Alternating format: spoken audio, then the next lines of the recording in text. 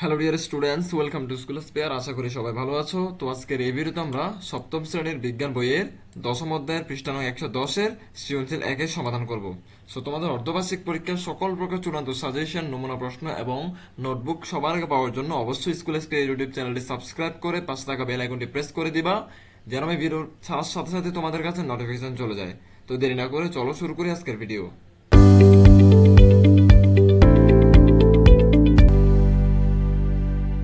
প্রথমে আমরা তোমাদের পাঠ্য বইয়ের বহু নির্বাচনের প্রশ্নগুলো সমাধান করে নিই একটা একটা করে, তারপর আমরা সৃজনশীল 1-এ যাচ্ছি। তো বলছে বৈদ্যুতিক পাখায় রেগুলেটর ব্যবহারের উদ্দেশ্য হলো কি জন্য রেগুলেটর ব্যবহার করা? গতি নিয়ন্ত্রণের জন্য। আমরা জানি যে পাখার মধ্যে আমরা যখন রেগুলেটর কমিয়ে দিই তখন পাখার গতিটা কমে যায়, এবং যদি বাড়াই দিই তখন পাখার গতিটা বেড়ে যায়। 2 নম্বর বলছে চৌম্বক ধর্মের উপর ভিত্তি করে নিচের কোন মৌলসমূহ একই দলভুক্ত? উত্তর হবে গ, কোবাল্ট, লোহা এবং নিকেল। দুইটা চিত্র দিল, চিত্র এ এবং চিত্র বি। এন মানে নিউট্রন, আর পি মানে কি প্রোটন, আর ডট দেওয়া মানে এটা হচ্ছে ইলেকট্রন। এই চিত্রের বৈশিষ্ট্য হলো এটি, এই চিত্রের বৈশিষ্ট্য কি? এটা হচ্ছে ধনাত্মক চার্জযুক্ত, মানে 2 নম্বর হচ্ছে উত্তর হবে খ। এগুলো আমি পরবর্তী বুঝিয়ে দিব সৃজনশীল বোঝানোর সময়। 4 নম্বর বলছে এ ও বি চিত্রের ক্ষেত্রে কোনটি বা কোনগুলো সঠিক? এখানে কোনটি এবং কোনগুলো বলছে আলাদা আলাদা। তো এখানে মানে উত্তর 2টা হতে পারে, 3টে হতে পারে, 4টে হতে পারে। উত্তর এখানে ক এবং গ দুইটাই সঠিক। কেমন? এ হচ্ছে ধনাত্মক চার্জযুক্ত, আমরা এটা একটু এই 3 নম্বরে পড়ছি, এবং আরেকটা হচ্ছে এ ও বি এর মধ্যে বিকর্ষণ হবে। ঠিক আছে? তো আমরা এবার 1 নম্বর সৃজনশীল এটা বুঝে বুঝে সলভ করব। কি বলছে? সামিহার নিকট একটি দণ্ডচুম্বক আছে। সে ঘর্ষণ প্রক্রিয়ায় একটি চুম্বক ও বৈদ্যুতিক প্রক্রিয়ায় আরেকটি চুম্বক তৈরি করছে। একটা হচ্ছে ঘর্ষণ প্রক্রিয়া তৈরি করা, একটা কি বৈদ্যুতিক প্রক্রিয়া তৈরি করা, মানে চুম্বক তৈরি করা আর কি। ক নম্বর বলছে চুম্বক পদার্থ কাকে বলে? ডিরেক্ট উত্তরটা দেখে নিব। ক নম্বর উত্তর বলছে যেসব পদার্থকে চুম্বক আকর্ষণ করে সে সকল পদার্থকে চুম্বক পদার্থ বলে। এক কথা শেষ। খ নম্বর বলছে পৃথিবী একটি বিরাট চুম্বক ব্যাখ্যা করো। উত্তর হবে একটি গোলকের মধ্যে একটি দণ্ডচুম্বক রাখলে যেমন আচরণ দেখা যায়, পৃথিবীর চুম্বক আচরণ সেরকম। ঝুলন্ত অবস্থায় দণ্ডচুম্বক দুই মেরু পৃথিবীর দুই চুম্বক মেরুকে নির্দেশ করে। এখানে দণ্ডচুম্বকের উত্তর মেরু উত্তর দিককে এবং নির্দেশ করে, এবং একটি উত্তর মেরু সর্বদা দক্ষিণ মেরুকে আকর্ষণ করে। ফলে ভূচুম্বকের দক্ষিণ মেরু আসলে উত্তর মেরু হিসেবে কাজ করে। তাই পৃথিবী আসলে একটি বিরাট চুম্বক। আর পৃথিবীকে চুম্বক বলা হয়েছে কারণ উত্তর মেরু দক্ষিণ মেরুর মধ্যে যে আকর্ষণটা রয়েছে ওই আকর্ষণের কারণে। ঠিক আছে? তারপর হচ্ছে গ নাম্বার কি বলছে? ক আসলে মুখস্থ করে ফেলবা, গটা বুঝে করতে হবে। প্রথম চুম্বক তৈরির কৌশল বর্ণনা করো। ও প্রথম চুম্বক কি ছিল? দণ্ড চুম্বক। এটা কি প্রক্রিয়া তৈরি করে? ঘর্ষণ প্রক্রিয়া। এটা কিভাবে তৈরি করছে ব্যাখ্যা করবো।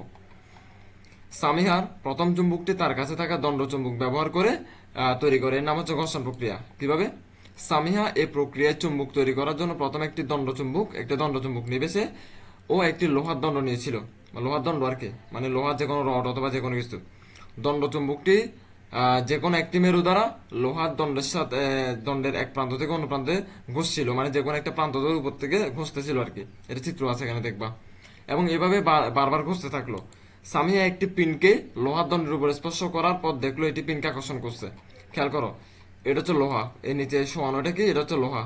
লোহার একটা রড ধরতে পারে এটা, আর উপরে এটা হচ্ছে দণ্ডচুম্বক। এই যে উপরে এটা হচ্ছে দণ্ডচুম্বক, এটা দ্বারা লোহাকে ঘষতেছে। তো ঘষার পরে যখন এই একটা পিন মানে সেফটি পিন আছে না, সেফটি পিন যখন এই লোহার উপর রাখতেছে তখন দেখতেছে সেফটি পিনটাকে লোহা আকর্ষণ করতেছে। তার মানে একটা চুম্বক তৈরি গেছে ঘর্ষণের কারণে। কারণ ওই যে চুম্বক দ্বারা আমরা দণ্ডচুম্বক দ্বারা এটাকে ঘর্ষণ করছি এই জন্য। কথা বুঝছো? তো এই চিত্রটা আঁকবা, তাকে চিত্রটা আমি একটু মুছে দিই, চিত্রটা আঁকতে হবে। তাহলে ঘ নম্বর প্রশ্ন কি বলছে এটা দেখি। ঘ নম্বর প্রশ্ন বলছে দ্বিতীয় প্রকারের চুম্বকটি শক্তিশালী হলেও ক্ষণস্থায়ী, উক্তিটি বিশ্লেষণ করো। দ্বিতীয় প্রকারের চুম্বক বলতে কি? দ্বিতীয় প্রকারের চুম্বক বলতে বলতে বোঝা যাচ্ছে যে সামিহা যে বৈদ্যুতিক পদ্ধতিতে চুম্বক তৈরি করছিল ওটাকে বলছে দ্বিতীয় পদ্ধতির চুম্বক, দ্বিতীয় প্রকারের চুম্বক। তো ওটা শক্তিশালী কোনটার থেকে? প্রথমটার থেকে। তো শক্তিশালী ওটা ক্ষণস্থায়ী, মানে খুব অল্প সময় থাকে। দেখি আমরা বিষয়টা। সামিহা দ্বিতীয় প্রকার চুম্বকটি বৈদ্যুতিক পদ্ধতিতে তৈরি করেছিল। বৈদ্যুতিক পদ্ধতিতে একটি লোহার পাত বলতে তুমি ধরে নাও একটা রডকে সাধারণভাবে তার পেঁচিয়ে কুণ্ডলী তৈরি করা হয়। দেখো এটা এটা এটা ধরো, এটা একটা রড, এটা কি একটা রড ছিল না তোমরা?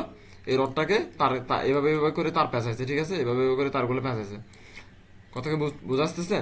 তার পেঁচানোর পরে কি করছে দেখি, তারপর তারের দু প্রান্তকে একটি ব্যাটারির দু প্রান্তে যুক্ত করা হয়। এই তার এটা এখানে আনে একটা ব্যাটারির সাথে লাগানো হবে, আবার এই তারের একটা মাথা থাকে না, এটা একটা আরেকটা ব্যাটারির সাথে লাগানো হবে। তড়িৎ প্রবাহ যতক্ষণ চালু থাকে সে সময় একটি আলপিন বা সেপ্টিফিনকে পাতের যে কোনো প্রান্তে আনলে দেখা যায় পাতটি আলপিনকে আকর্ষণ করতেছে। মানে এখানে একটা আলপিন আছে না, তোমরা তো আলপিনকে চিনো, চিকন চিকন আলপিন, ঠিক আছে, তোমার বোনরা বা মারা ব্যবহার করে। ওগুলো তোমরা যদি এখানে এনে রাখো দেখবা যে ওগুলোকে আকর্ষণ করতেছে। তো আকর্ষণ করতেছে মানে কি, তার মানে বিদ্যুৎ প্রবাহ যতক্ষণ চলে ততক্ষণ আকর্ষণ করে। তুমি বিদ্যুতের সুইচ অফ করে দাও, বিদ্যুতের সুইচ বা ব্যাটারি সরাই ফেলো, তাহলে কি আর আকর্ষণ করবে না। তো এটা বলছে এখানে বিদ্যুৎ প্রবাহ বন্ধ করলে পাতটি আলপিনকে আর আকর্ষণ করছে না। তার মানে কি, সুতরাং সামিয়া দ্বিতীয় পদ্ধতিতে যে বৈদ্যুতিক চুম্বক তৈরি করছিল সেটি ক্ষণস্থায়ী। ক্ষণস্থায়ী মানে কি, খুব কম সময় কাজ করে। যতক্ষণ বিদ্যুৎ থাকে ততক্ষণ কাজ করে, আর বিদ্যুৎ চলে গেলে কাজ করে না। শুধু যতক্ষণ বিদ্যুৎ প্রবাহ চালু থাকে ততক্ষণই চুম্বক বৈশিষ্ট্য প্রদর্শন করে। কথা কি বুঝে এসছে? সেগুলো বুঝে বুঝে পড়বে, এগুলো বোঝার জিনিস। কোনো প্রকার প্রশ্ন থাকলে কমেন্টে জিজ্ঞেস করবে, আর আমার যদি কোনো ভুল হয়ে থাকে সেটা ধরিয়ে দিবা কমেন্টে। এবং ভালো লাগলে অবশ্যই অবশ্যই ভিডিওটা তোমার বন্ধুদের সাথে শেয়ার করে দিবা। ধন্যবাদ সবাইকে।